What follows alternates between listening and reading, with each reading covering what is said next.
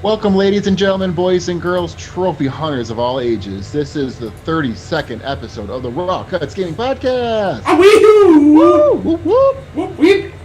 I'm your host tonight, CJ, a.k.a.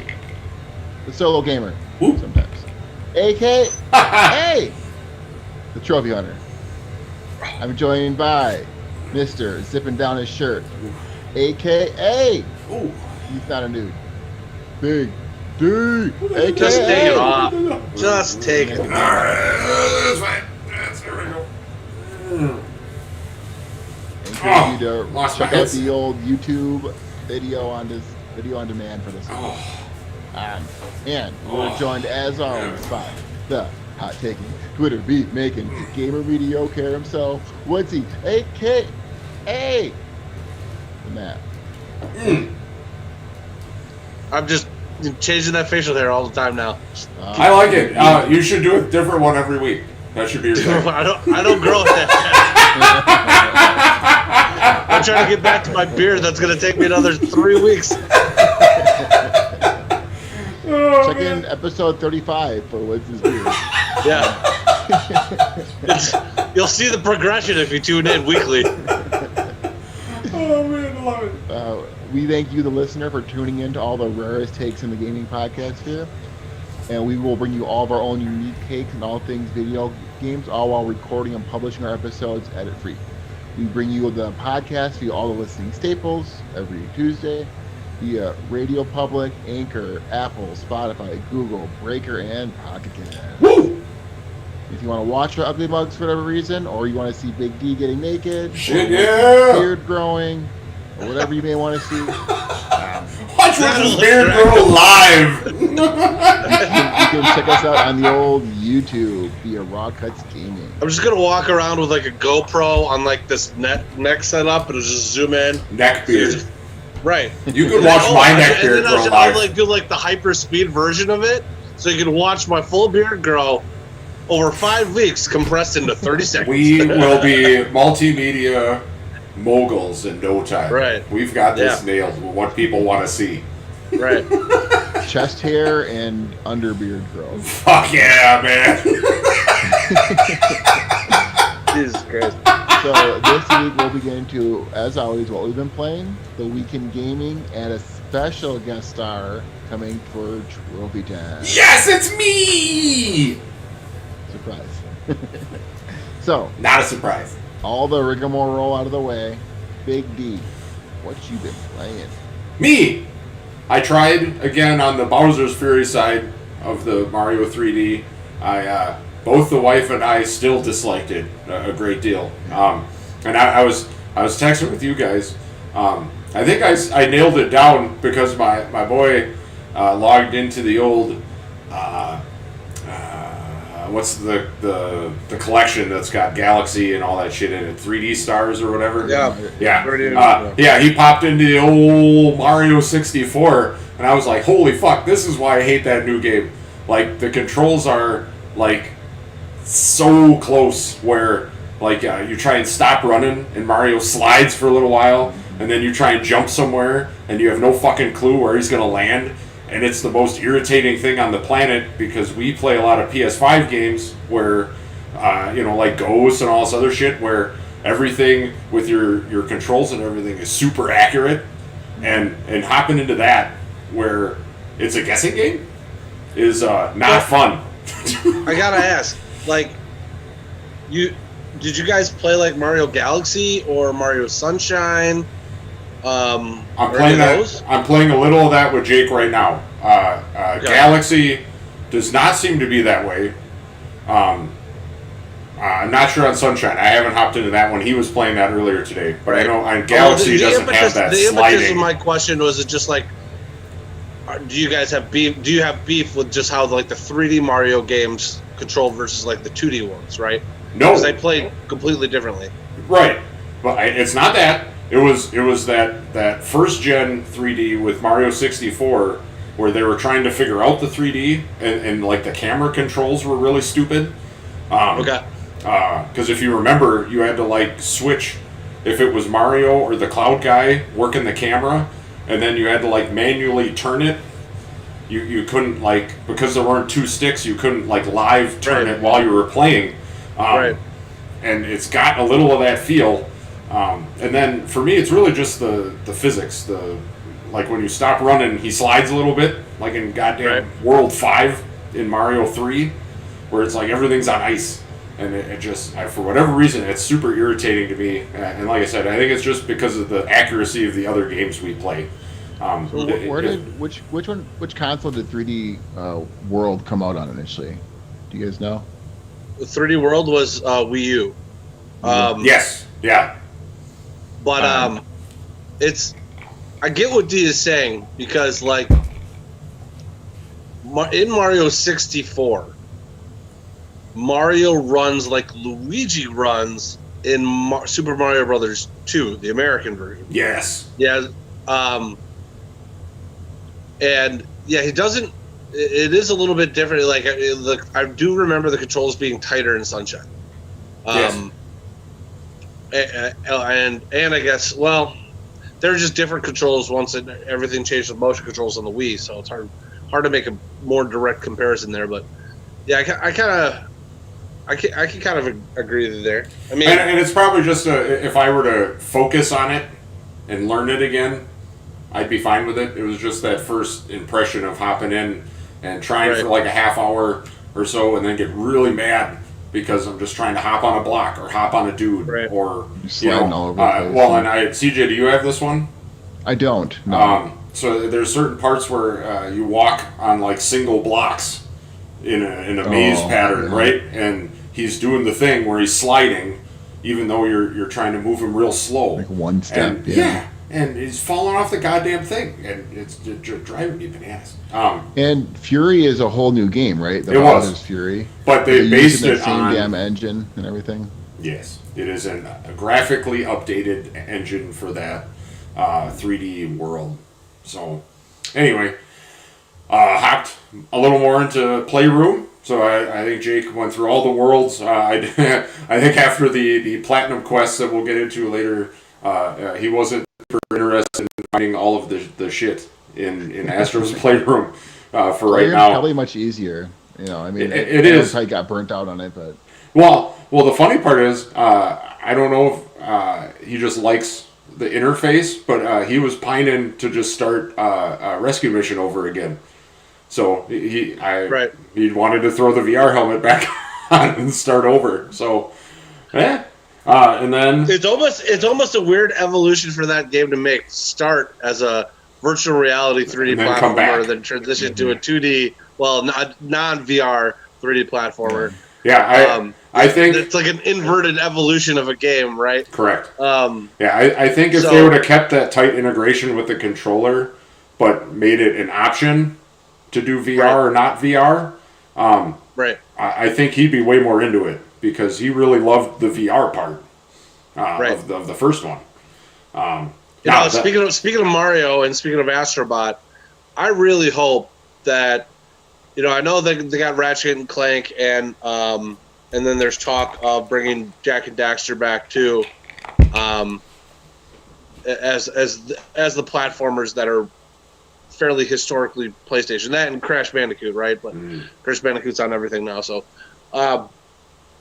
I for one really hope that they will keep giving these Astrobot guys a crack. I hope so too. They've done a great job. They're fun games. I have fun playing them. Yeah, me too.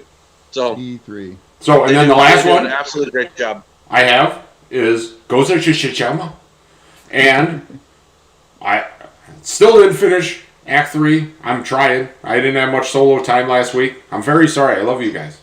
I'm trying to beat the side mission and shit. Yeah, I made plenty of progress. I'm doing all the goddamn side missions, and I'm working around and doing the Mythic Tales. Didn't do anything today, Hair. Sorry. But on the best news ever, we, the three of us, and fucking Ryan, did the raid. We did it together. And it was, fuck that guy. It was great, though. I really enjoyed it. We even got pissed off at each other in certain parts. It was funny because after we realized what was happening, we all kind of were like, oh shit, I'm sorry. It was let's see, we're about let's not spoil it. Let's be vague about it. Just be like, so there's one part of the level where we are not seeing the same things as everybody else is playing with us. Are we not doing a raid review? We'll do a raid review when we do right. We'll do you were going to do a whole spoiler cast. Okay. We'll touch on the raid review. But anyway, we made it through. It took us 3 hours. We did minimal looking up of things. Just enough to be like, okay, this is kind of what's happening. Right. And it got us through.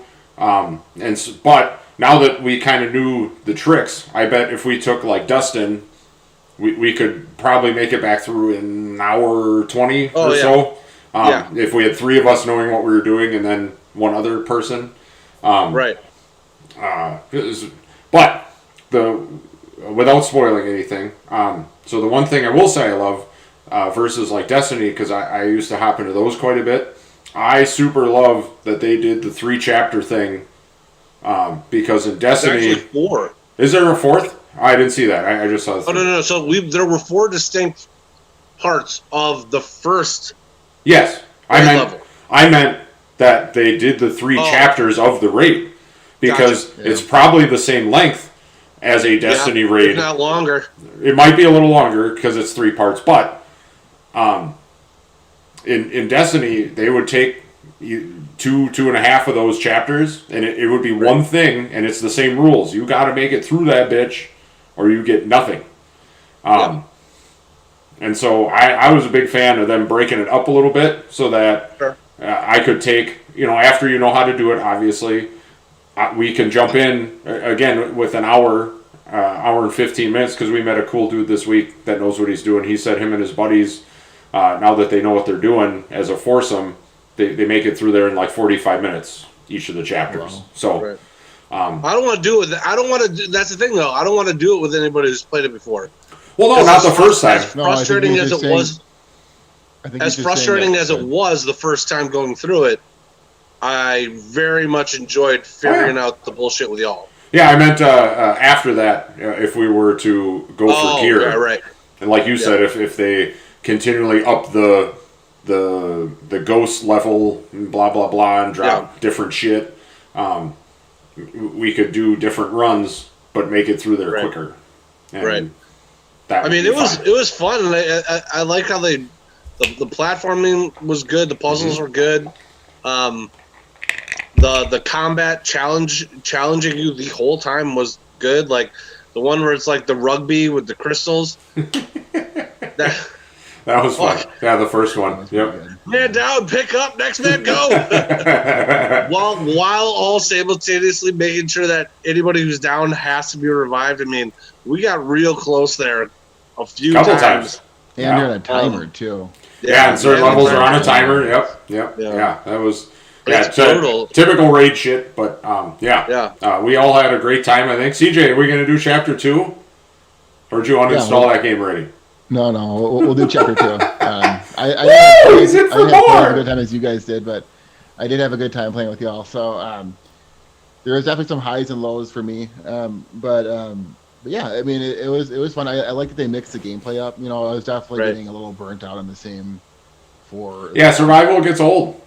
Survival gets old, and it's nice to do just to play Ghost of Tsushima, but I'd much rather do the 4-person missions than that. Going forward, So it's just, I just came off of playing that game for almost a month straight. Well, and then you and I smashed a lot of the 2-player missions during the week to get your level ass up too. So so that was one of the things that I did this week. We'll kind of just mishmash in here for. That's right. It pushed me up to. I was level 50 at the start. Yeah, you were 50 like a week ago or something. And Woodsy and I just sat down, and I had some free time and some time off, and Wood sat down with me. It was nice enough to go through and help me through some of the missions, and we crushed those missions. Some of those missions were kind of fun. I really liked some of the boat missions, so some of the levels changed up from the the survival stuff that we were kind of grinding out. Like I like the ones where you have to you can only kill the guy if you have the right color thing that he is. Creative, and then the guys that are like invisible-ish. by banging them like little lamps or whatever they are. And, so there's definitely some creativity there. So and this is all bonus content they stuffed in there free after the game. So I ended up paying $40 for that game, and definitely got my money's worth out of that. So well, I'm with Woods. I hope they keep putting out that Legends content, like more stories, maybe 4-player stories, like that. They could do a lot of stuff with that. It wouldn't shock me if they did, and I'd gladly toss them $10 at this season point. pass. I mean, they could definitely adopt the Destiny thing and just do a season pass deal, and then the raids change and the stories change. Well, they could do that, but I think they're definitely going to tell one more story. I think so too. I think they have a lot to put off. To eat off that story yet. So, so I power leveled up to level 100, and then I learned how to do some re-rolling and all that crap, and then you can get better gear and how to level my gear up and shit. So, it pushed you up to level 100, and it was good rolling through with you, the 4 of us, kind of the core 4 of us playing that game together. So I understand why you guys are waiting for me to get leveled up, or I guess Dustin to get leveled up, so it wasn't some rando in there for 3 hours, Well, I mean, if you think of it too, we could have found that dude that Woods and I played with literally earlier that day, and we would have beat that thing in 45 minutes because it would have just been some dude going, oh, now we do this, now you do that, now we do this, now we do that, and which really does ruin it the very first time you play it. Yeah. I mean, we went through some pain as a team a number of times, and but we figured it out eventually. Like Dee said, some with a little help of the internet aids, but it was good. It was really good. So we should do it. We should definitely do part 2 and then part 3. And we should do it on the Twitches, because we avoided doing that the first time. Yeah, and I think that was a mistake. We should have been online. Yeah, huge mistake. Just like partnering with Ryan and trusting his ass to jump when I feel like that whole thing was Ryan's fault. Fuck you, Ryan! Fucking Ryan! Oh, man, yeah, because if we'd have been on Twitch, we'd have had one of the greatest moments, I think, that we've had as a foursome, which was right after a challenge. We had to climb back up on the platforms. And someone yelled, guys, we just need to go back this way! And they missed the platform. They flew right off the cliff. That was good. And then I think the best one, though, was when we did the GTA, heist. And we were trying to do that goddamn jump off the... Oh, my God. That was by, the worst. Me, sitting on that damn boat with, 0 seconds on the clock. And before that, we had to, crash. When I'm driving up the river backwards... Oh my God! Everyone, 2 times before that, always got the damn boat stuck in the. For all you listening, that shit is on Twitch. Go to our channel, look it up. That is some funny shit. Painful. It was painful for us, but there was some funny shit. There was some funny shit in there. We were just banging on that GTA mission forever. We fucking made it to the boat. 0 seconds left. Drove the boat right up on a fucking rock. Goddamn hilarious. They only paid us about $500,000 I know we didn't make it. I just watched Point Break today. Come on, man. The good one or the new one? Point Break. Fuck. Shit, this was harder than Point Break. Yeah. So that was a good time. And then I've also played Hitman 3. I have been just kind of creeping my way through that. I've kind of gone back on my stance of waiting for it to get patched, just because I've been just itching to play Hitman 3. So I played it through the second level, which is the Knives Out level. It's dope. You go through and you can solve the mystery of alleged who made the murder, and then you can kill the person and steal the file, and you can go through it so many ways. And you go through it the first time and you just kind of crawl your way through it and following the story mission through, and then at the end you can look at all the challenges you got to do, and as is everything, you have to do the suit only challenge, where basically you have to wear your suit, go through the whole mission, and there's just guards fucking everywhere, and you have to get to the top level of the house, and it's all, I don't want to spoil anything, but you go through how the fuck do I do this? And then you kind of eventually piece it apart and you play it over and over again. So yeah, just more awesome Hitman content being played. So I am definitely itching to get back into that. Right now I'm heading off to Germany, so I'm stoked to go to the old rave or whatever the hell's going on there. So. Ooh, the old motherland. It's it's a great level. It I was a little bit more hyped up about it than I think I should have been, and I think they did a good job. But like the whole like murder mystery of thing of that level, like a clue, and the house is a fucking clue board itself, right? Right. But like I've got a clue. It's. I wish that was more integral to you having to complete like the mission. It's definitely just you get like a 4,000 XP for going through and finding all the clues and everything. Yeah, you do. You get a huge bonus for sure, but it's definitely not. I mean, you can skip it altogether if you want. You know, so right, and it would have been interesting if they could have somehow used the more sandbox style gameplay that they have and integrated that into the story, so that every time you went back and did a replay of it, it might have been somebody else. That would have been cool. I like that it's overhearing conversations and like listening in on people and all that crazy stuff. Now, have you done that in VR at all, Woodsy, or no?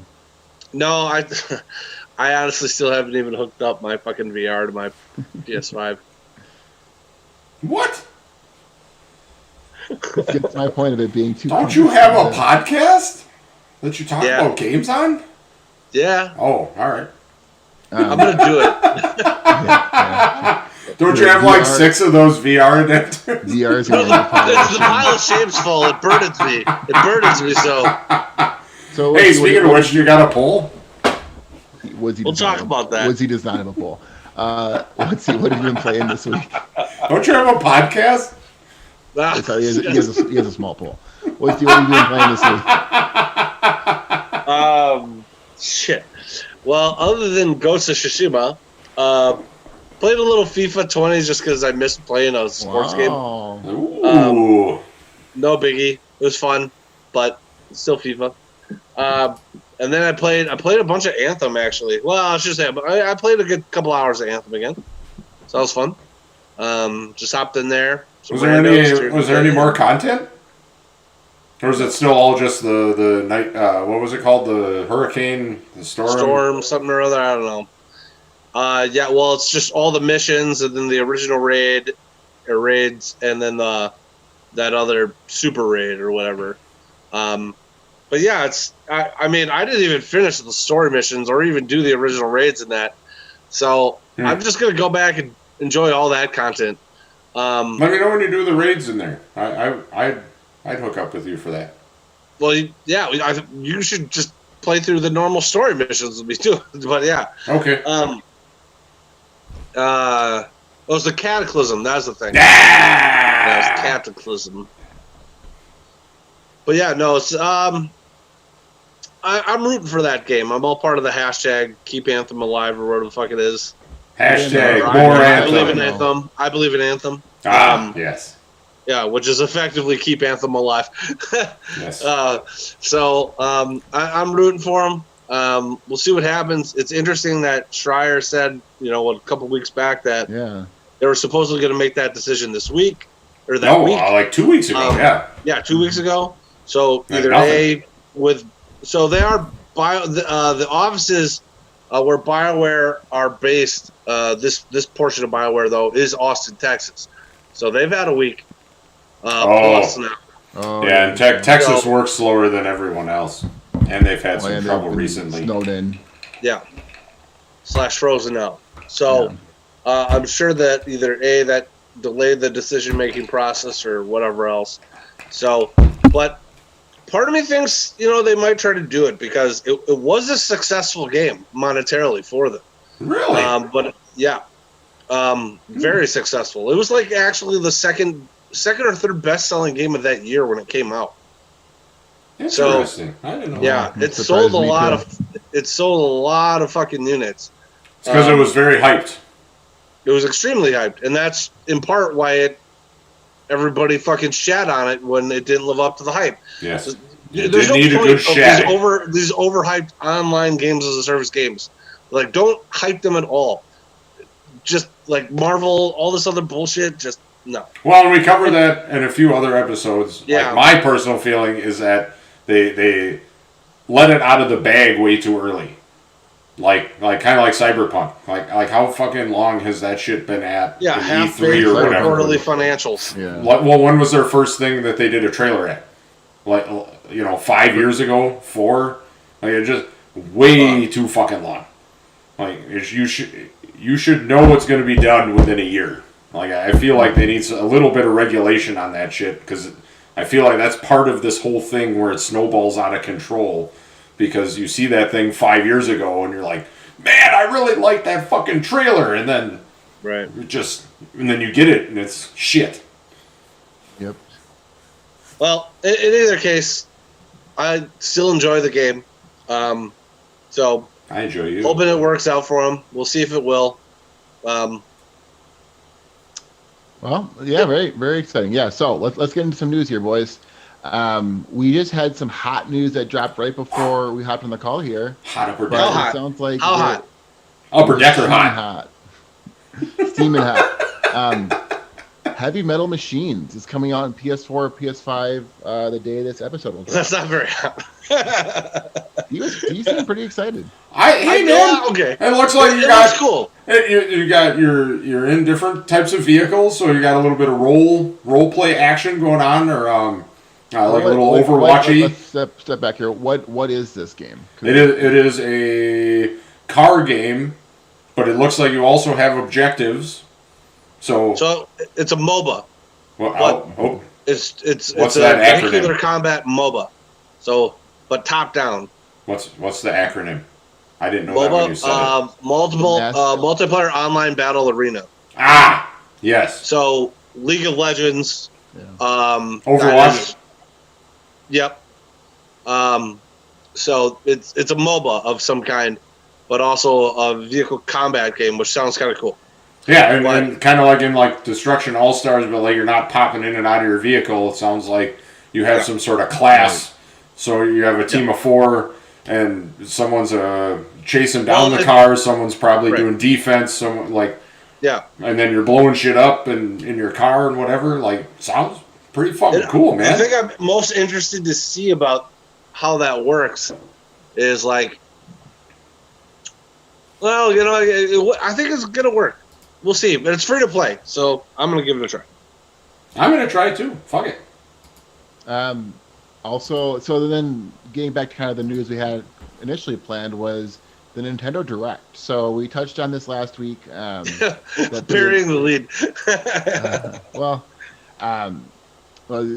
It's maybe a lead or not. So the Direct was announced last week. We were all, eagerly anticipating it because this is going to be the first, almost hour-long Direct since 2019. And it came out to mixed results at best, nothing huge. No, not at all. So I kind of put together some of the bigger announcements. We'll kind of rip through them here, and then we'll kind of circle back and see what you guys think about them. But Splatoon 3 coming to the Switch.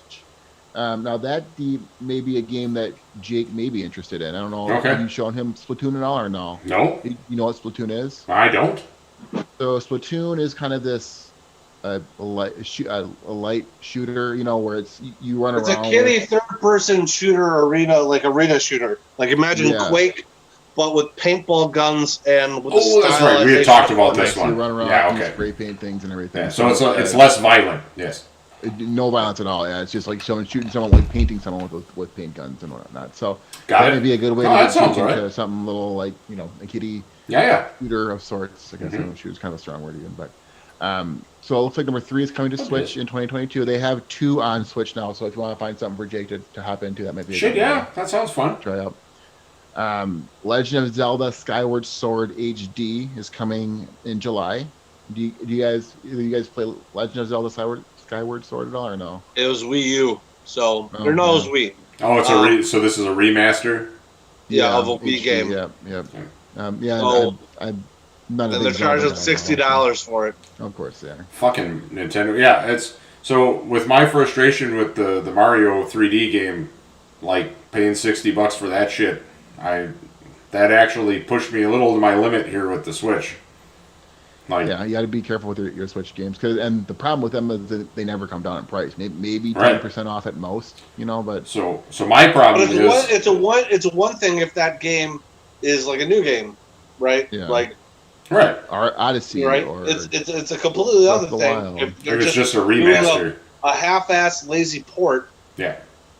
A game that came out 24 years ago in Mario 64. Yep. I mean, that's bullshit. Super agree. Sorry. One big announcement that a lot of folks are excited for is, and we'll see, is Super Mario Golf Super Rush. Yeah, that was the one I was excited about. Me too. I played the shit out of Mario Golf. I did too, man. Which got me excited for Everybody's Golf. Do either of you guys own Everybody's Golf? Yes. Or no? I have it on the VR too. Oh man, I think I just have VR. I think you guys told me I need the regular one. TJ? I love Everybody's Golf. I played the shit out of that game. I played through the whole campaign. I played through. Oh shit! I haven't played any online at all, but does that play comparatively? I never played either of these games. I never played Mario Golf. So did they? Oh, you did? Basically the same. Yeah, very similar. I mean, Nintendo has obviously like a little. I think the Mario's Golf, from what I remember. I was a Tiger Woods golf guy. That was my golf game. Well, yeah, that was later though. I played the shit out of Tiger Woods Golf too. Did you have an N64? Me? Yeah. I did. Who?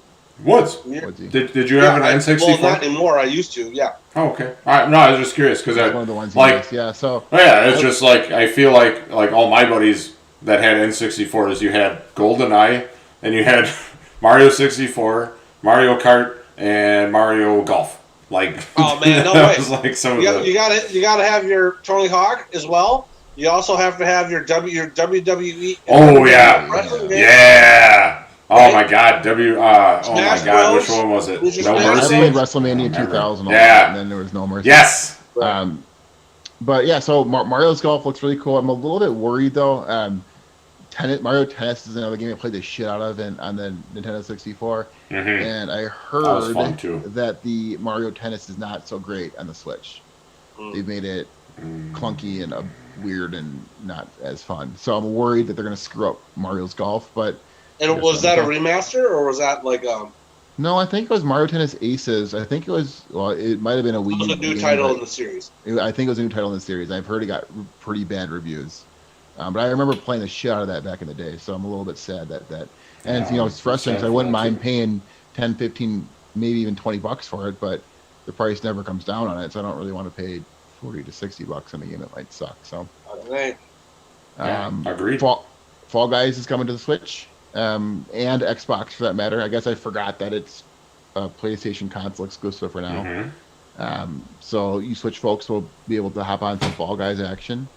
I don't know how popular that game is anymore. I haven't heard a whole lot about it. I see it advertised quite a bit, but you guys played any more Fall Guys at all recently or no? I actually even kind of fell out of our four-person rotation. Yeah. It was fun for like that first month and a half. Yeah. Because it was new. But good PlayStation Plus game, which the PlayStation Plus games come out, I think, on, what was it, Wednesday this week? Yeah. So, I mean, I could see us as a group hopping back in it like once a month. Be like, oh man, we haven't played that. In a couple weeks, let's do like one round. Yeah. And then Pyrrha and Mithra of Xenoblade Chronicles fame are the new DLC Smash Bros. Characters. Now, have you played Smash Bros. At all on the Switch, or do you own that or no? I don't own it. I've played it. I've always been on Smash Brothers. I know you guys love it. I love it. I love it, and I even bought the first DLC pack. I was really stoked for the Joker to be in there. But I know you're also like a Mortal Kombat guy and stuff too. Yeah. And that's never been my jam. Fighting game, but I don't put the time in to get good at any fighting game for that matter. But specifically Smash Brothers, because there's so many intricacies. So I like to play through the single player mode and play against my brother-in-law when he comes over and whatnot. See, that's where I fall down. Is I don't want to. We discussed this with a different game last week. I can't remember, but Fortnite. I don't want to put in 500 hours to train and get better at it, so I can compete online. I'd rather play 5 different games with that time. So Pyrrha Mithra, zero interest for me out of that. I mean, I'm sure the Xenoblade Chronicle fans are stoked, but not for me. So I'm still waiting for the Crash or the Master Chief maybe to come, Waluigi or Waluigi. It is funny that they don't have Waluigi. They hate Waluigi. Maybe they'll save him because I think there's only a few more characters, and I think they said they're cutting off the DLC. So he'll be in the last one, so that people give him $10. Yeah. Yeah. Monster Hunter Rise is coming in March. Now we played a little bit of Monster Hunter, but which one do we have? Do we have that one? World. What's he? We have Monster Hunter Worlds. So Rise is just the I don't. Is that the new season pack or something? The Worlds is just I'd have to read into it. I don't know if it's different, but it's the Wii version of Monster Hunter. It is. So it's not cross-platform? Yeah. No. I think it's stripped down version of World. Yeah, I think made for the Switch and. Oh. But I know that Monster Hunter has always been a big, mobile, not phone, but mobile game where folks over in Japan would go to various cafes and play their whatever 3DSs and play the shit out of it there. So, then Star Wars Hunters, free-to-play shooter from the makers of Farmville is coming to the Switch. Did you guys see that at all or no? I didn't. I did. It was interesting that there was the trailer for this teaser trailer for it.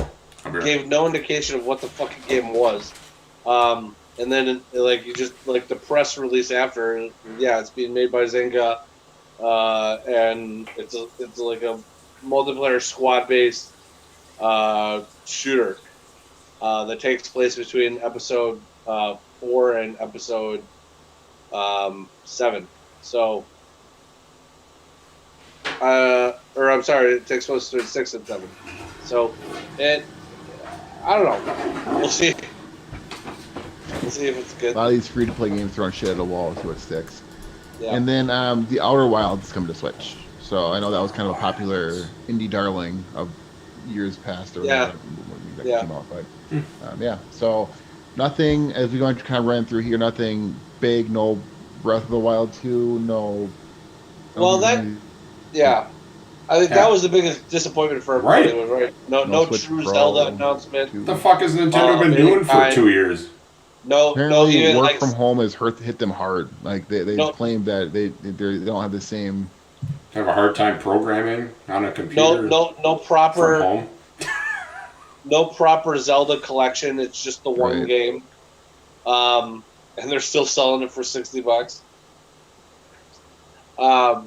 Just fucking sociopaths over there. I swear to God.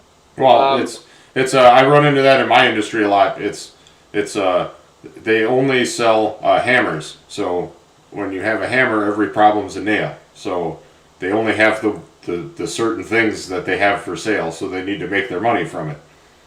And that's if they're not going to be in the unique hardware business, then they should get the fuck out and just license their IP. Well, because the Switch is okay, but there wasn't any big news that anybody wanted to hear. Even the Smash characters are fucking super lame. That's why people are dogging the Direct. But the Direct, I thought, had some cool announcements. Mario Golf, not the biggest, flashiest Mario title. Still a Mario title. It was kind of good exciting. Game. People like it, as is evidenced by you guys. They did announce that the Wii game of Zelda is coming to the Switch, even though it should have been a larger collection and yada yada yada. Why isn't that remake part of here's every Zelda game? And then the Star Wars, them being able to show off that for the first time. I also thought Neon White looked really interesting. And then, I thought, it was a pretty good showing. And that Knockout City by EA also looked kind of cool. So, I thought it showed a bunch of decent games. It just wasn't this is the thing with these directs and yes, if you're going to have your own show, Xbox One now, as opposed to an E3, right, where there was all this fucking hype going into E3, so you had maximum amount of hype, and then an amount of disappointment that measured to that. But that was the one big yearly thing. Now all of these things give fans an opportunity to overhype the fuck out of some event, like 3 times a year. Well, I get twice a year sometimes. But to your point, if you're going to have the balls to break off from E3 and host your own event, you better have a headliner. Well, but the industry was going this way regardless. Sure. But if you're going to host your own show, have a headliner.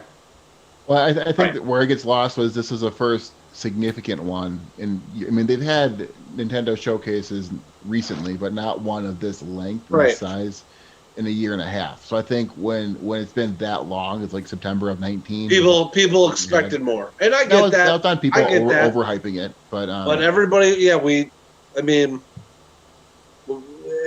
overhypes everything nowadays. It's just the internet is a hype machine, and then it's a fucking just like rage machine. It's one of two. But isn't it Nintendo feeding into that though? If you're going to have a yearly show, shouldn't you be coming at it with some actual announcements? That's what feeds the hype machine. Because the expectation is I'm going to have a show. People kind of know what they have in the works. You know, there's a new Metroid game coming. There's a new Zelda game coming. You know, they could have commented on them for sure, and they sort of did with the new Zelda game. But you know, they didn't say anything about Metroid, and they just like people want updates. But I also understand that we can't say, oh damn, you didn't give us the drip that we fucking need for our own internal hype machine, and then simultaneously the inverse of that is what Cyberpunk does, No Man's Sky did. Yeah, drop trailers, market the fuck out of everything, and then the game comes out and it's a pile of garbage relative to the hype machine. So, agree. You know, there's two sides of that. There's two sides of that argument. Yeah, and I think some of these places need to figure this shit out, because it's. I feel like sometimes by hosting this, they're enabling that, and they maybe need to do, like maybe it's an every third year, like whatever it is, like, hey, well, we're gonna delay this, but we're gonna come with some shit. The best meme about the Direct that was going around was this, and this is sort of what we're talking about right now. This Direct could have been an email. Yeah. Yes, that's right. That was fucking hilarious. This could have been an email. Right. So that's. I saw that. It was awesome. That's the best meme that came out of that. That was. Direct, for sure. Yeah, and I think these guys just need to figure this shit out. I think none of these places have enough to host their own show every year with enough content for everyone to be satisfied. And like you said, I can drop some shit on YouTube like this, like they said with the email, right? They have a point. A lot of this shit could have just been dropped on YouTube. Hey, we're gonna give our first and second year is gonna be, here's these updates on YouTube. This is the unexciting shit. This is what's coming this year. It's not the big shit. Every third year, I'm gonna drop my big shit. Here's your Zelda announcement. Here's your whatever. Like, and then you have a big show, right? Do a big show when you have something to show. Yeah. You don't have to schedule it. Sure. It just is, but they want the schedule so they have a big to do, but they don't have enough to have a big to do yearly. Is my point. But they want to have a big to do, and then they get angry that everyone's pissed off that they don't have anything to announce at a big to do. And this is part of the reason why E3 failed as well. Right. Because they ran out of big shit to announce once a year. Yeah. There's just not enough big shit. So, speaking of shit being announced, BlizzCon had some announcements that came out this week. Now, are either of you guys World of Warcraft players or no? So we'll kind of bust through some of these for any of you fans out there who are. But WoW has their Shadowlands update called Chains of Domination. I don't know jack shit about it. And good for all you guys still playing that game, man. That's fucking crazy. And the classic server. What's that, 15 years? Oh my god! I had a former coworker who was big into WoW. Yeah, so he was all stoked when the classic servers came back online. So the Burning Crusade classic servers and WoW Classic. So good for you guys, WoW folks out there. Great. Diablo 2 remake is official and being released this year. Now Diablo 3 was one of the games we did kind of dabble into a bit. We had that one Ben James dude who guided us through that and like Sure powered did. us through that shit. And then we never played it again. Because we were like, well, what the fuck's the point now? Right. I have a gajillion dollars times 25 bajillion. I'm level 800 million. And I'm level like 6,000 majillion. Yeah. And then there's no new announcement date on Diablo 4, but we know that Rogue will be one of the first classes available, and there's some information about how PvP will work. Another game that none of us are really into, Hearthstone, is getting a new mode called Mercenaries, a rogue-like mode with simultaneous combat. I don't know jack shit about Hearthstone either. Card collecting game, right? And then the one game that you guys play a little bit of is Overwatch. Yeah! Overwatch 2 had a look at Soldier's Railgun. Question mark for me. And from it sounded like there's a healthy amount of the single-player game in Overwatch 2 being announced. So that's the sale of that game is all of the multiplayer content is going to be the same across both games. This game is effectively a graphical upgrade, supposedly, along with a single-player campaign for a bunch of the characters. So. Well, that sounds fun. Are they? I'm assuming new maps and all that other stuff for Overwatch. Yeah. But you're going to be able to play all those with the Overwatch game you have now. Any of the multiplayer content is going to be shared across. So if you're going to get into Overwatch 2, it's because of the single player content that the multiplayer game lacks, which is odd. It's odd that they're making this a sequel like that, not just sell it as a fucking DLC pack. Or standalone. Well, yeah, but it's hard to do that with the graphical upgrades, because then how do you do that? What do you mean? You can do that for Madden right now. You do that for 2K5 or 2K21 right now, so you can buy that. So it's just the PS5 version versus the PS4 version. Oh, that. But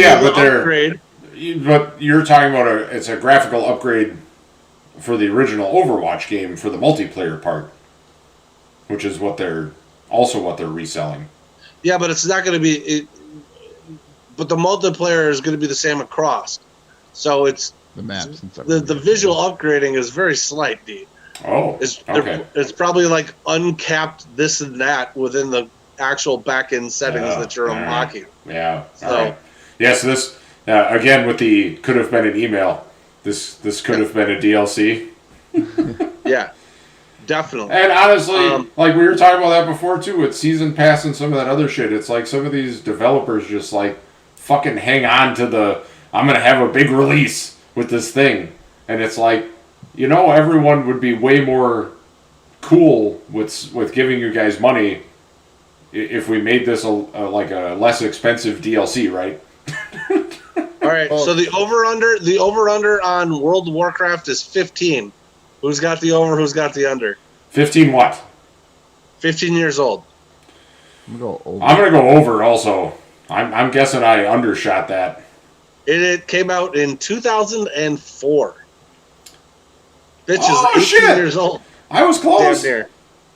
So, to get your guys' point, Destiny 2, so there is some news on Destiny 2 we'll get into in a minute, but they did draw the line in the sand finally and say, hey, this game's going to be called Destiny 2 from now on, and we're just going to be releasing update DLC going forward.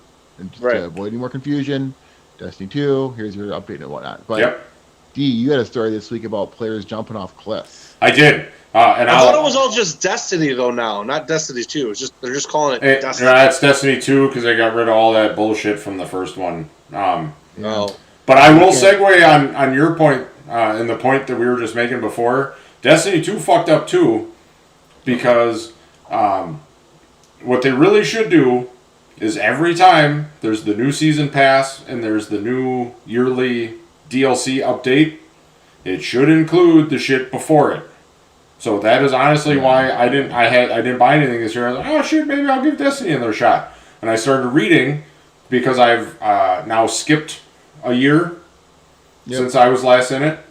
And if I bought the new one, it didn't include the shit from last year. So I was like, well, and I'm like, then I gotta buy that and also the new one? Well, it's a bunch of bullshit. Like, there should be, and I don't care if you want to charge me an extra $5 or an extra $10. There should just be a mechanism for me to catch up with wherever I was at, or from vanilla, I don't care, all the way to now with all the content. Like, and that's the little bridge that they're missing. They don't have an easy way for you to get up to current. I disagree with that because they're treating it as DLC content. So they never do that shit for DLC content. There's usually DLC Pack 1, DLC Pack 2, DLC Pack 3, so on and so forth. Unless it's just an annualized game, which it is not, and they sell a season pass. But Destiny does sell the season pass. Okay, well then. So there's 4 seasons within a season, and you can buy that season. But now we're getting to the point where it's season 4 and 5, and so now there's 5 different things which they don't numerize. It's got names, and so now it's getting confusing as to which one you have and do not have. One of those things I feel like that will get worked out. You know, they're working the kinks out as they go, and I think they'll. I don't disagree with that business model. But I don't care what they do with it. I want them to have an easy way for me to catch up. I don't want to have to go into 1 and then 2 and then 3 and then 4 and then 5.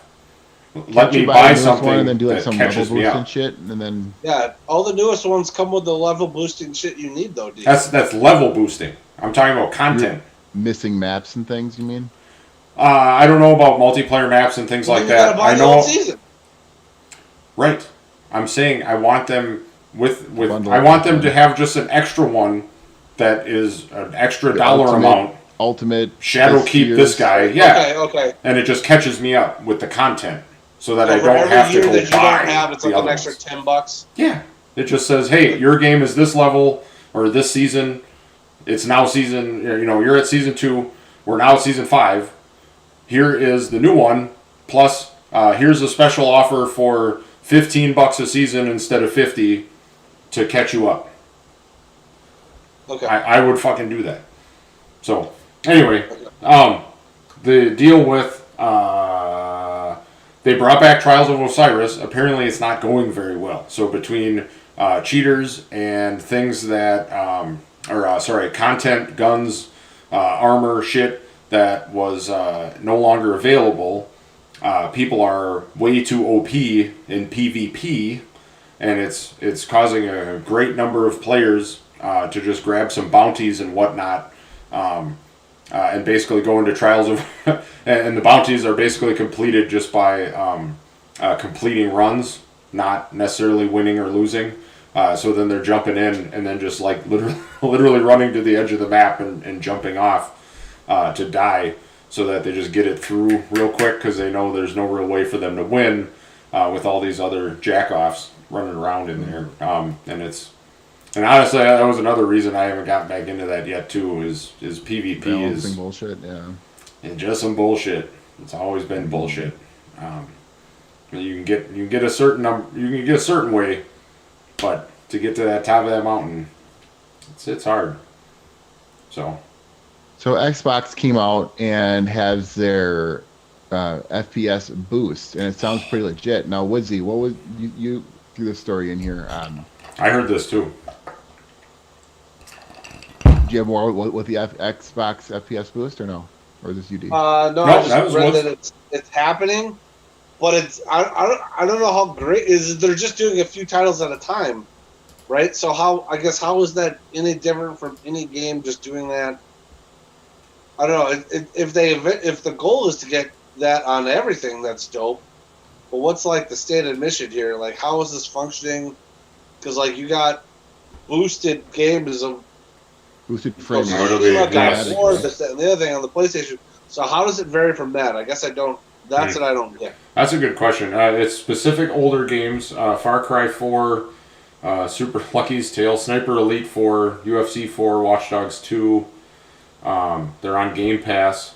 But is it Microsoft manipulating those games to do it, or them working with those original developers and publishers to do it? Like, that's what I'm curious about. Because that's the real difference. Because if you have to have publisher and dev buy-in, it's probably not going to be as prolific of a feature as people might be thinking it is. Oh. If it's Microsoft... the improvements require little or zero work from the developer. So this is almost entirely on Microsoft with very little buy-in from the developer of the game. Well, then it might be something. Especially, it'll be interesting to see, I guess, ultimately how many titles get updated for that feature. That's true, because that's a very low amount of titles. Then it's right. I mean, there's a lot of titles, so there's a lot of titles. 6 is not a lot. It could be amazing. It could be amazing, and it could just be, it's a little bit nicer for a couple hundred games, which is fine. Some other news: Konami is gonna sound like it might be outsourcing some of its best IP, including Metal Gear and Castlevania. Fucking finally over there. Now this is the news I think we've all been waiting for. We've heard lots of rumors about Silent Hill and whatnot, but now it sounds like it's more and more rumors coming out, not just Silent Hill, but Metal Gear, which we've all been waiting for, and Castlevania. Shit, yeah, man. And more of these studios, the ones that have gotten too big for their britches, this should happen more. There's plenty of little guys out there pining for a chance to make their name and blah, blah, blah. Guys just itching for something. Well, it's just about they're not using the IP because Konami's decided it's no longer a video game company. It's a gambling machine company. Exactly. That's what they do. They make pachinko machines now. That's all they do. And they make a shitload of money off of it. These IP have atrophied, and right. If they can, now make money without doing anything. Right. Just license out the IP you own, and they should have been doing this a while ago. Long time ago. Yeah, because they knew they weren't going to go back to being the Konami, the video game company. They're sticking with pachinko, that's their business decision. That's fine, but don't rob the world of these delicious IPs. Come on now, give me another Metal Gear Solid. Let me hear Solid Snake's voice. I don't care if it's Kiefer or the other motherfucker. One more time, I want to hear it. Give me some Solid Snake. I want it in my mouth and in and around my face area. I'll give you some Solid Snake. I got it.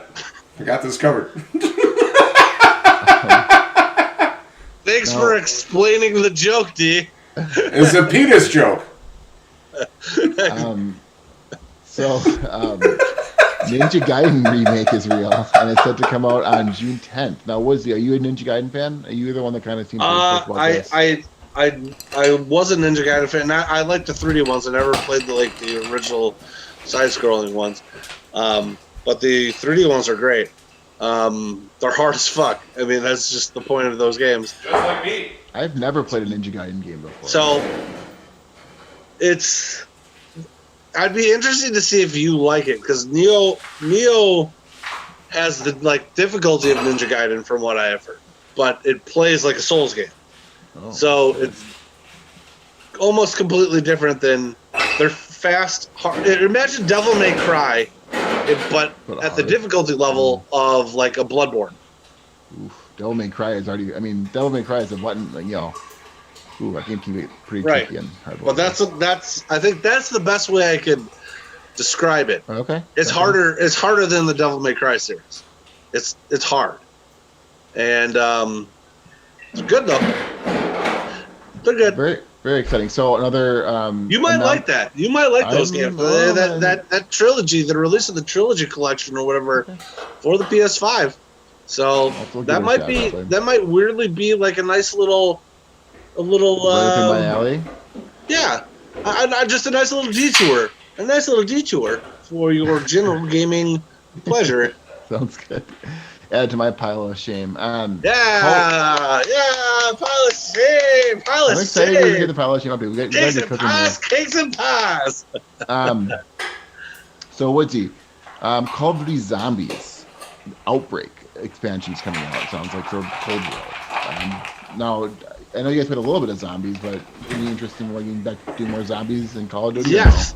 Yeah, me too. It sounds like a totally different. It sounds like they're making Left 4 Dead inside of Call of Duty. Ooh, so who loves Left 4 Dead? Ryan. And I like it too. So I would be super down to try this out. And I do like zombies mode, but just we should play with your brother more often instead of this other person that we need a better fourth person. And my brother's friend Sean, you guys remember Shawnee Mac from Vegas? Love Shawnee Mac. He is a hardcore Call of Duty player also. So yeah, I play with basically anybody but this one other person. Me too. So Zombies Outbreak. I'm glad y'all are stoked for that. Big D. It's me. Toronto is building. Hey, Slexy, sign us up, baby. Sign us up, Slexy. Get in on them zombies. Toronto. Yeah, man. Toronto's fucking sports arena. The first, so there's a multi-purpose arena. So like for us, like Bradley Center, right? But usually they have different things in mind for it as its primary purpose. This was the first one I saw being promoted as an esports arena that'll also do concerts and shit on the side. But yeah, in Toronto, $500 million facility that is going to host, I believe the article said some 200 some esports events yearly, and they're hoping, they're hoping to get the biggies for the international games every year. And so my question to y'all was, do you think we will see more of this, or will the one in Toronto be the mecca, like the ultimate? For now, I think until they prove it. That's what I was going to say. I think they probably pulled the trigger on this as the first Western nation to do this, or Western nation city to do this. Yes. Do you know? Do they do this in the East? Is this a thing in the Asian? Oh yeah, area? no. Competitive gaming started in. I know it is, but do they have like big arenas in Japan? Yeah, like stadiums and shit for it. Yes. Okay. Yes. Yeah, I didn't know. Definitely. Because this whole watching other people play video games thing, that's still new to me. Yeah, no, I'm old, so it's crazy to me. I don't get it. I mean, I guess I do get it. I get it a little, but it's just I'd rather play those games. I can't. I watch a clip on YouTube. I like watching the NBA because I can't go play against dudes like that are 7 foot tall. And I go, and I get that like someone who's really good at Call of Duty would murder me too, right? And I'm not gonna say that that's not the case, but one thing is like sort of attainable. Being an 8 foot freak. Probably not going to happen now that we're over 35. Away is not attainable for everybody. Okay, I think that's the difference for me. Watching games being played at the highest level though also has some intrigue to it. You know, that's sure. Why, well, right, of course. Well, that's the whole point, right? If it's like me, like that's why I'm making the basketball analogy. Like I like basketball. I used to play a lot more basketball. Used to love playing basketball. I don't play as much basketball anymore. Come on, Rec Leagues. Yeah. But I still love watching basketball because I love the game, and that's the appeal is watching the best at a game compete against each other. That's the appeal. That's true. It's the same appeal as regular sports, and I get it, and it's fantastic. And yes, you will see this. Yeah, I'm not dogging on them at all. I just I don't know that I would buy a ticket to go sit and watch other people play video games for 10 hours. Right. It's not me. But I get it. That's something that is honestly that's not our generation thing. That's definitely a gen like a late millennial Gen Z generational thing. Agreed. I know some people of our generation who got into it, but the majority of people I know, they just don't give a fuck, and they'd rather play games against each other or by themselves. They don't want to watch people play games. Yeah, I don't know what it is. Whether it be esports related or Twitch, like. Yeah, not for hours on end. Like I said, if you could show me some of these tournaments where it's like, hey, this is a Fortnite deal. I mean, you really need to watch the last 20 minutes of this thing. Right. I could probably get on board with that. Right. But the multi-hour thing. I get like groups of personalities or whatever that you're a fan of. I guess you can watch them play a game just for that, but I'm not watching them play the game to like watch them play the game. We're watching a person for their personality, or I like watching Evo when it comes around for the fighting games. Mortal Kombat's in there, but that's my extent of it. So esports arena is coming. We're old. West. We are old. No, we're old. I'll roll the shit. EA files a patent to stream. Yeah, did you guys read this one? I threw this one in there. Yeah. I did see that. Yeah, so basically EA threw in a patent. It has something to do with the ability to play your game right after you purchase it before it's downloaded to your particular console or PC. I have no idea how they're going to do this. My guess would be it has something to do with a Stadia-like setup, but I have not heard of EA setting up any sort of hyperscale, something or other so that you could take this on. So I have no idea how they plan on accomplishing this, but that would basically be what it would take. You would basically have to connect to some sort of remote session to execute the game. Why don't you read the copyright and then come back next week with your technical take? That'd be actually good, as I'd be curious about that. Because it's about the copyright, right? So they have some technology that they've copyrighted now. So that would be interesting to speak about rather than just guessing what it is when you actually have a bit of expertise in regarding what it is. I think it's cool. It's actually, it'll be limited to single player. I can't imagine them doing that for multiplayer. So that actually is what it is. So I'm on here right now. You can utilize a state stream game engine in combination with a game application streaming service to provide users the ability to begin playing games quickly on a huge range of devices, is what's in the patent. So that's exactly what it is. They would connect to some sort of streaming service where your console or PC would connect to a streaming session, and you'd be able to play that game instantly because you bought it. But like I said, I just hadn't heard of EA acquiring anything like that. Right. I wonder how it'll be in practical application. I don't know. We'll see.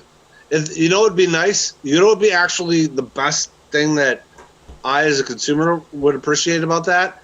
Is if they allowed me to play any game I wanted for free for, do my own 15, 20-minute preview. Even 30-minute preview of the game. That would be a very nice extension of that same idea. A demo of sorts. The evolution of a demo, so to speak. Yeah. So actually, that's a perfect application of that patent. It would be any EA game you could hit demo on and just play, it would just give you a timer. That's what Steam has, doesn't it? Where Steam, you can play games for up to 2 hours or whatever it is, and then if you don't like it, I forget if that's a game by game policy or a store wide policy. I think it's store wide policy. I think it's store wide too. So if you run into a situation where you buy a game, oh my god, this game is fucking horrible. Right. Sort of definitely not like a game like Remnant, who's just high quality through and through and through, just the best. That game best. I knew within 2 hours was hard to delete. So, a follow-up on last week's story, there's kind of been some more information coming out as to why the dual sense controller is starting to drift, and it sounds like it's the hardware within it, components grind together, some... Yeah, what they, is the potentiometer, what was it? Yeah, yep, and so there's a video out by iFixit, which kind of gets into why the controllers are drifting, and causing the incorrect neutral point. But the video basically concludes that it's hardware, and basically they're surprised the manufacturer doesn't allow you to swap out the pieces that are causing the problem. But they don't want you to swap out the controller parts, so you buy a whole new one, I'm assuming. So some interesting things I read about this is the manufacturer of this specific part of the analog control stick basically is the supplier for this part for any fucking controller that exists. So I wonder if this is the same part model unit or a similar variation of it that was used in the Switch modes. The Switch versus because you don't hear about this with the DualShock 4 or the the Xbox One or the 360. You don't hear about that shit. So I wonder if whatever new tech or this latest iteration of that unit is just faulty across the board, because what's actually happening in this video is this direct dynamometer or whatever Potentiometer. Yep. Okay, so it's on a track inside of the controller, and it just moves around the track, moves around the track, moves around the track, but the track itself is wearing down. So then you get that flow. And that's a weird design flaw, because I read about the materials. It's also a materials issue that they used to design that, rather than... it says in here it's the plastics, and the plastics grinding on each other can also cause plastic dust, which is getting on the tracks. Yeah, which can gum things up. And they sounded like, I mean, I don't know the engineering of these things, but it sounded like I remember reading the exact substance that was used for this part, and it didn't sound very durable. Yeah. But then they made comparisons versus like what they had been built with in the past. So I wonder if this is them cheaping out, trying to cheap out. It's always cheaping out. How do we build this controller so that it'll work, but for inexpensively? Well, corporate. But the other thing I considered though about reading is it was a weight difference. But I'm like, a weight difference? Like, we're talking fractions of fractions of fractions of fractions of ounces here. Always cost. Always. Yeah. A couple more quick stories here. Then we want to get into some trophy hunter news before we can wrap up the show. But Epic is giving out virtual currency as a result of their loot box settlement. Sounds like they'll be giving back 1,000 V-Bucks to folks who bought loot llamas, and people who were in Rocket League that brought event crates are going to get 1,000 Rocket credits back. So this is all part of that class action lawsuit. I didn't even hear nothing about it. Yeah, so you know that Epic was sued for this whole loot boxes, and I didn't. Oh, I don't remember. This is like back in 2019. I think this has happened. That that Epic was sued for loot boxes, and the proposed settlement entails $26 million of additional cash and benefits being paid out to resolve. I think this was back when you had to buy the keys and shit to unlock the crates. So this back in January of 19. And I never bought into that. Nope, this is kind of the result of that. So I refuse to do that. Fortnite players are going to be getting some extra V-Bucks as a result of it, 1,000 to be exact. So, nice. Yeah. Well, good. That's odd. I wonder how they're getting away with doing that as opposed to actually have to like write people checks.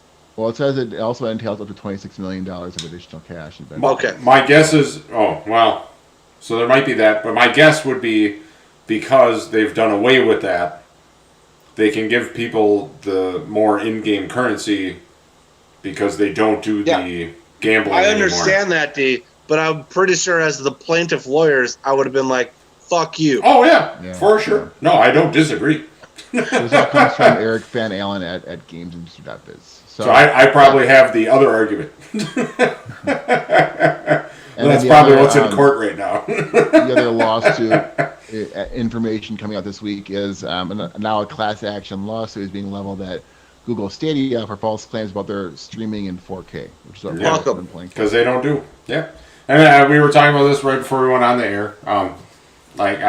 There's been so much shit that's been falsely advertised recently that I'm glad all these class action lawsuits are coming around, because some of these guys need to get smacked the hell down because they're advertising shit and getting people to buy shit without actually having the claims to back it up.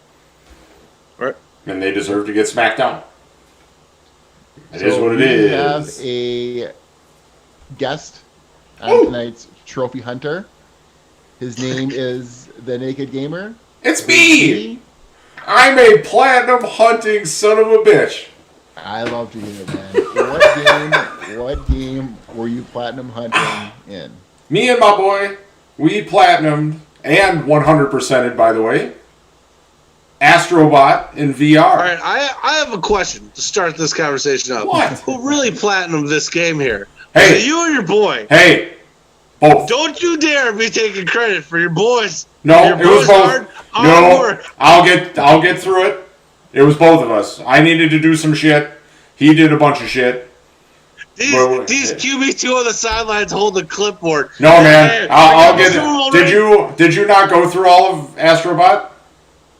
in the VR? I just gotta give you some shit. Because for a 6-year-old, my boy actually made it really, really far. But in the challenge belt and shit, there was a lot of stuff that with timed runs and coordination, and there were just a few things that were just a little far for him. Well, yeah, no, I understand. Yeah, so we'll just start off from the top. So on PS, I did try to do my CJ Reindl homework. I looked up my profile on PSN Profiles. This one is too easy to actually have a guide on PSN Profiles, so it didn't have a grade. But it had almost 32,000 users, but it only had a 15% platinum rate, which was kind of surprising to me. So on the way PSN Profiles work is the game owners, the 31K is just, I think it's just folks who are registered on PSN Profiles, not exactly everyone. So, and that 15% platinum rate is just people who are on PSN Profiles and platinumed it. Yeah, exactly. Okay. And then if you hover over actually hover your trophy over it, it shows you the platinum percentage that you'd see on your PlayStation of all the users. And that 15% then drops down to 1%, 1.4% to be exact. So only 1% of people who've played that game have platinumed it. Oh, no shit. So that's way different. Actually be able to see your name. So anyway, all it takes is some time and a lot of redoing stuff, and it was actually if any of you guys got the kiddies out there, it was actually a really good lesson, because for some reason my kid has a little bit of a temper problem. Don't know where it comes from. So it was very good lessons in, hey, this is a puzzle game. We just got to keep at it. Think of it that way. So there's a lot of good learning lessons in there for him. So getting this platinum, if I had to give it a grade for hardness, let's see. So if A is super hard and like F is like your guys' can of mayo. It's the mayo game. Right. Mayo game. Like I'd give it like a C, right? Okay. Like, because some of the shit in the challenge belt was not joking around. Time challenges and whatnot. Those guys add a whole layer of conflict. So most of a good number of the trophies are just done by completing the regular game and then finding all of the bots and chameleons in every level. If you guys go to IGN, they have an awesome guide for all the trophies, all the chameleons, all the bots. And it was fun. We even had, like my parents were here. My mom had the tablet and was just kind of reading to Jake where he needed to go to find the bots and the chameleons. Awesome. And it was super fun bonding and all that stuff. So that was cool. So most of them for, defeating the bosses, you get most of the trophies. The challenge. How long would you say that game took you to platinum? So on PSN Profiles, the total time, as in time, was 3 months from the time we first played it to the time we got our platinum. Okay. And CJ, if I go to PSN Profiles right now, do I got my number of hours? No, your best place to go find that is on your PS5. Just go on your game log. And then that's going to be split now between the PS4 and the PS5. So. As long as it cross. Yeah. It'll show you how long. Oh, it will? Okay. I'll get back to you with that next week. Cool. So, once you find all those, it unlocks all 26 challenges in the challenge belt. That's obviously the most difficult portion. Everything's rated on a bot system, so every one of the 26 challenges has a single bot and a 2-bot achievement. So, if it's a speed run, you get your 2 bots for achieving the speed below which they want you to run. Then you also have to replay the boss levels and not get hit, basically. So you start out with 2 hearts on Astrobot, and you have to make it through the boss levels. There's no extra challenges, no nothing. It's just literally you have to make it through the boss level without getting touched. So that was a whole thing on its own too. So Woods, to your point, I ended up doing the 5 bosses, right. And then I'm trying to think.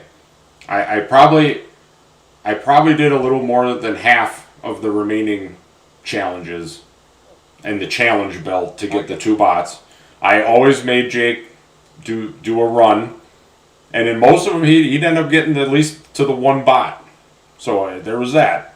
But the second bot. But, hey, I'm just glad that you're here to tell us about the 5% of the work you did to celebrate 100% of the victory. Hey, man. No, man, this was Jake. He was super excited that we got it. I got question balls looking out for my little homie. What was your favorite? Was there one trophy in particular you were happy for him to get, and you want to kind of draw attention to? Oh man, I don't have. Oh man, I didn't do that one. Okay, well, so then what was the one that was a pain in your ass? Oh my god, the pain in the ass. Hookshot Highway. Holy shit. So there's one that has entirely to do with the grapple hook, running a speed run and knowing which one to put your grapple hook on and then how to do it. So for everyone out there, shit. I know. Okay. The trick is to keep jumping. Yeah. Because it turns out that's way faster than running along the tightrope, and also flicking yourself up. So when you're running on your own tightrope, you can bounce yourself. Right. To do that as often as possible to get yourself forward.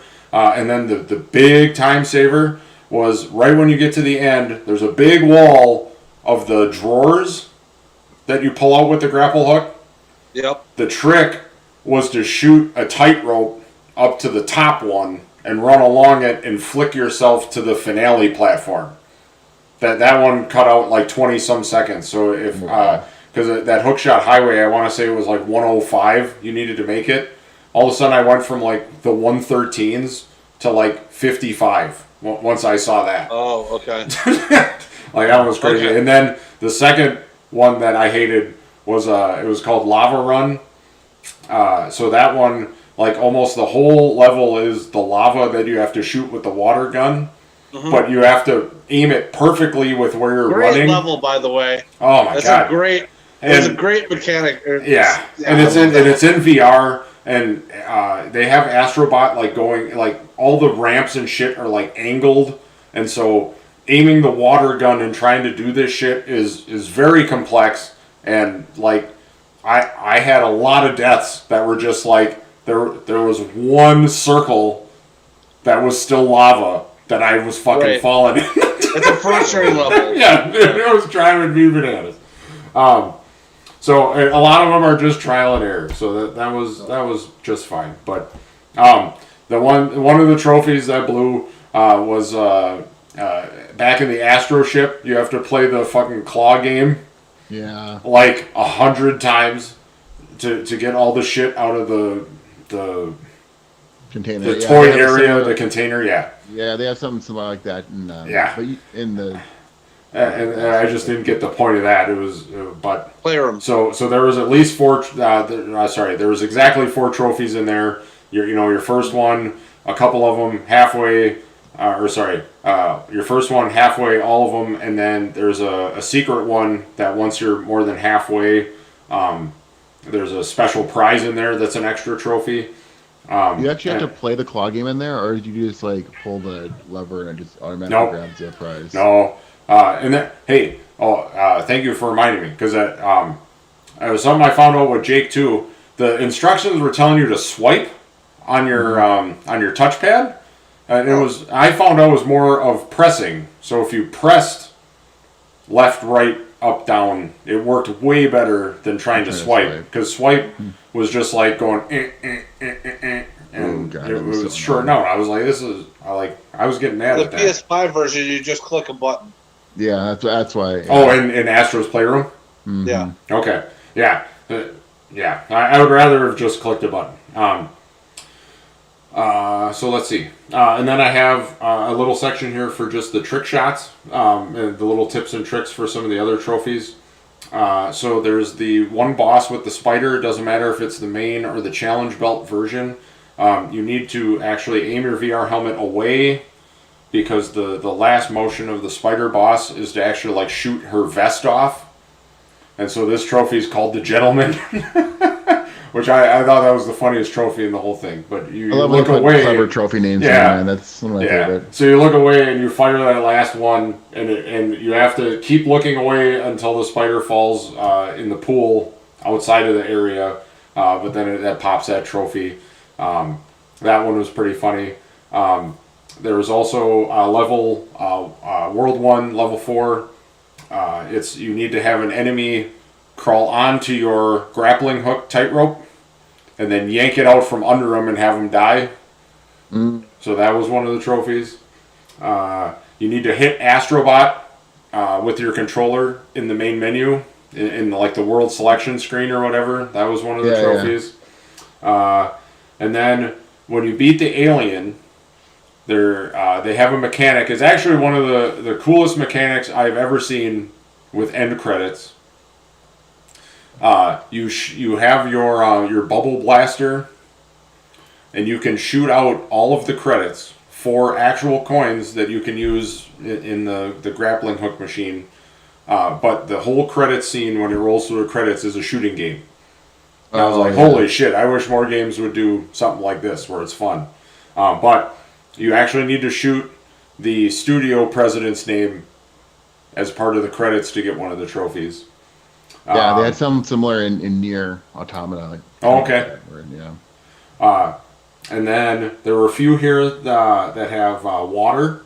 So and then it's 2 sets of 2. So in World 5, level 1, you need to shoot an electric guy with the water cannon. That's one of the trophies. You need to shoot yourself with the water cannon. Also one of the trophies. In World 2, level 2, you need to get Astro stuck to the VR visor in an underwater level. So you really just need to, because he'll kind of be floating around you once you go underwater, and you just kind of need to lean in and buck him to your helmet. That one's not so bad. But also in World 2.2, there's a little soccer field with a guy that you need to headbutt the ball back to. You need to take a little soccer ball on that field and kick it through a goal. That's also a trophy. And then the last one is World 3 Level 4. You need to kill 8 enemies with a spin attack. So you can save, if you guys are platinum hunters like CJ, you can save yourself a shitload of time by getting those trophies without having to go back into those levels. So that's what I got on my platinum / 100%, because I don't have too many of those. But platinum. It was funny because on PSN profiles, there's some percentage of people that platinum the game without getting the 100% on it, and I honestly don't know how you would do that. Is there like DLC trophies or something? No, there's nothing. No. Like it was just PSN profiles. Use the platinum trophy to get everything for it. It's weird. Right. I'm glad you brought up those trick shot ones, or like the gentleman looking away. I think my favorite one of all time I've ever done was at Woods' house. Actually, we were playing Super Hot VR. Oh, love Super Hot. I popped a trophy called, I think it was called like Savage or something, and it was for punching a dude 5 times in a row. But I punched a dude in the nuts 5 times in a row, and then I see this Savage pop across the screen. I was just belly laughing at that. So that was my favorite. I love that you were the one to pop that trophy, and I apparently had it. You do have it now. So one of my trophies resides on the Woodsy.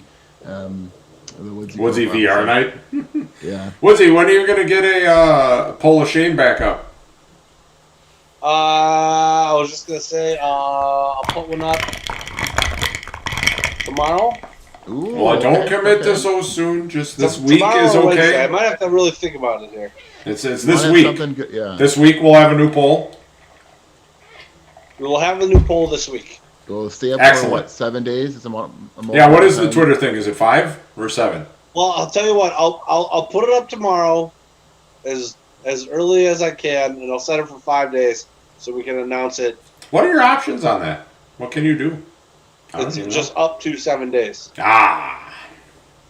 So then we can announce it next week? Yeah. Nice. So you can do it down to the minute. up to 7 days. Put the Remnant DLC on there. Let's get into that. It was already on there though, so I like to have fresh. Lost, I like to have fresh, full choices. Okay, well, so check out for a new poll next week. And so with that concludes the 32nd episode of the Raw Cuts Gaming Podcast. We thank the listener for tuning into all of our uncut takes and all things video games. We hope you join us each and every week for more Raw Cuts Gaming. If you'd like to be part of the show and conversation, you can hit us up on the Twitter and tell us what you hate. Hate us. You can definitely encourage you to do that. Reach out to us on Twitter at Rockets Gaming. If you'd like to see the YouTube video on demand, check us out there, Rockets Gaming at Gmail or at Rockets Gaming. And whoops, because I let the cat out of the bag, that you can also email us some porn if you'd like at rawcutsgaming@gmail.com.